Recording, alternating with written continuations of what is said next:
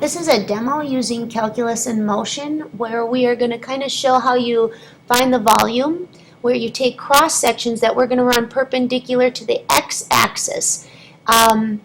So what we're going to do first here is I'm going to go move this back, and we are going to do a reset and go back to normal. So what I have here, you can see up here is a circle, and we're going to have this circle be the base of a three-dimensional solid. And what we're going to do is we are going to take slices, if you can watch the arrow here, slices that run perpendicular to the x-axis, and we're going to slice out squares. Now that's hard to see when you're doing three-dimensional figures when it's 2D. So I'm going to take you through the motions here because getting a visual of this makes it really easy. So I'm going to show the chords that are running perpendicular to the x-axis. Really is what these represent are the sides of squares that we're going to make be our cross sections. And to see that, what I do is I drop this y-axis flat so you can see it laid out flat here. So I'm still doing the x and y axis. I've just basically flattened it out so I can get a three-dimensional perspective. So what's going to happen is we're going to have squares built up here where each one of these chords is the bottom of the square. So it says right here, let's show 4 squares. And there they are. So you can kind of see we got a small black one here. Well, that's because our distance is pretty short. And then a bigger blue one, dark purple, light purple. Well, let's sweep one of those and see what happens. So I'm sweeping this across, and what happens is a solid forms. The squares peak out in terms of their size right there, and then they start to shrink. And so the thought process behind this is that when I create this solid, I'm going to hit create solid, you can see as these squares get infinitesimally small, they're really actually kind of rectangular solids, but we're making their height so skinny that it looks like squares going across there. So that's the solid being created if I were to sweep squares,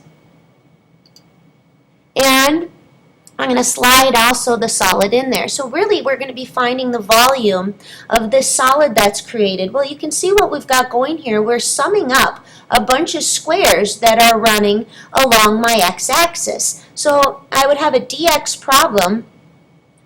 I'm going to have this stop, and I'm going to go reset it all the way back to the beginning. So this is what we started with, and our goal is going to be to find the volume of that solid. So what we do is we basically take one slice here, and we deal with one square. Now again, you got to picture this popping out of the screen. So here's one of the squares, and it's going to pop out where this part right here is kind of on the top of the three-dimensional solid.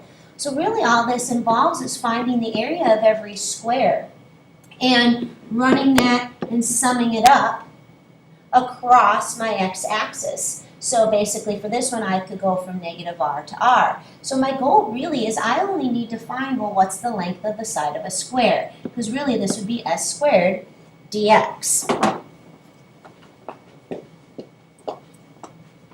Similarly, and the notes I will give in a PDF format for those of you who are absent, but I wanted you to see the demo so you could get an idea of what the solids look like. So you won't have to sketch them, you just need to have a good visual.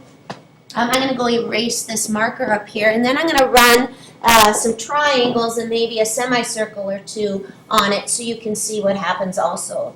So I'm going to erase this.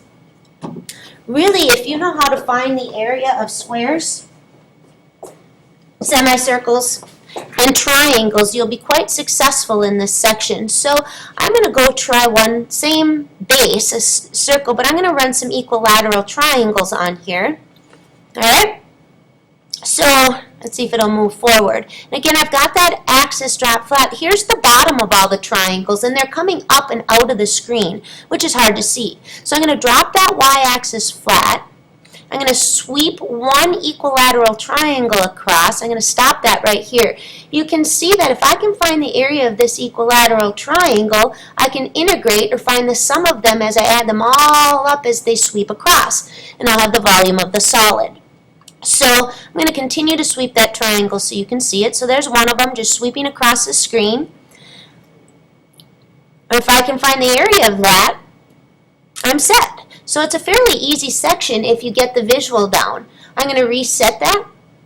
I'm going to drop the y-axis flat again so you can see it. I'm going to put those chords back on there so you can see these are really the bottoms of all the equilateral triangles. And this time, I am going to show the solid, and I'm going to slide the triangle through the solid so you can see it being created. So really, if I can find the area of this green equilateral triangle, and if I sum them up as I move from negative r to r, or what's often easier is to go from 0 to r and double it for one like this, I will have the volume of the solid. So I'm going to reset that, and I'm going to show you one with isosceles right triangles next. Alright, so again, I'm going to have you see those chords. Those are the bottom of an isosceles right triangle. So if you kind of watch my black pointer here, if I were to draw a right triangle where I go up and then across, I'm going to be sweeping those. Well, that's hard to see. So I'm going to drop this down, maybe show you 4 of those triangles. You can see we've got an isosceles right triangle, and this has a leg across the base. We're actually also going to do it with a hypotenuse across the base. It's not as common, but just in case you happen to see that on AP, we'll do that. So I'm going to sweep one of those. So again, you can see those right triangles going, well, I'm going to stop. If I can find the area of this, which is just a basic triangle, a half of the base times the height, I can get the volume of the solid. I'm going to show the whole thing. And I'm going to slide the triangle through so you can see it. Now, on all of these, my base is a circle. Your base does not have to be a circle. It can be anything.